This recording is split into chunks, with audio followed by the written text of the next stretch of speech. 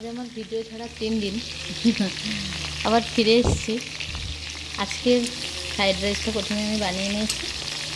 এখন বানাবো একটু চিংড়ির কষা। চিংড়ি মাছের প্রথমে আমি এটাকে কেটে ধুয়ে বেছে লবণ মাছটা একটু রেখে দিয়েছিলাম। এরপরে আমি এটাকে দিয়েছি। অনেকে হলুদের সাথে দেয়, আমি একটু ভাজা হয়ে গেলে তারপরে হলুদ দিই।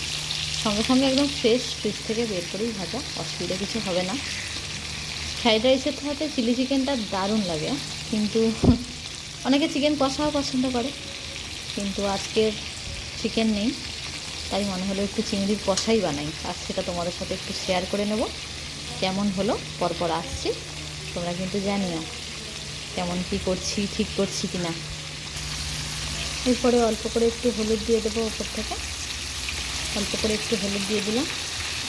চিংড়ি মাছগুলোকে নেড়ে নেব।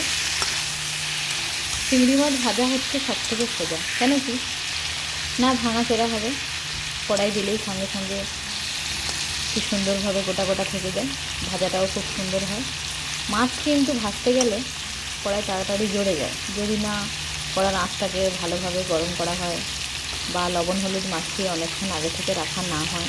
চিংড়ি মাছের ক্ষেত্রে কিন্তু এত ঝামেলা হয় না, তাই না? মাছগুলো ভাজা হয়ে গেছে, একে একে এবার আমি তুলে নেব।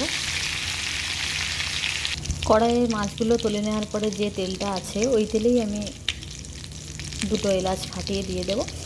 এই এলাচ দেওয়াটা আমাকে শিখিয়েছে আমার বর আর আমার দিদি। আমার দিদি আর আমার বর যখনই কোনো ভালো রান্না হয়, মানে মাংস, চিকেন হোক বা মাটন বা এই চিংড়ি, সবসময় ওরা এটা বলে যে একটু এলাচ দিবি, দেখবি টেস্টটা না খুব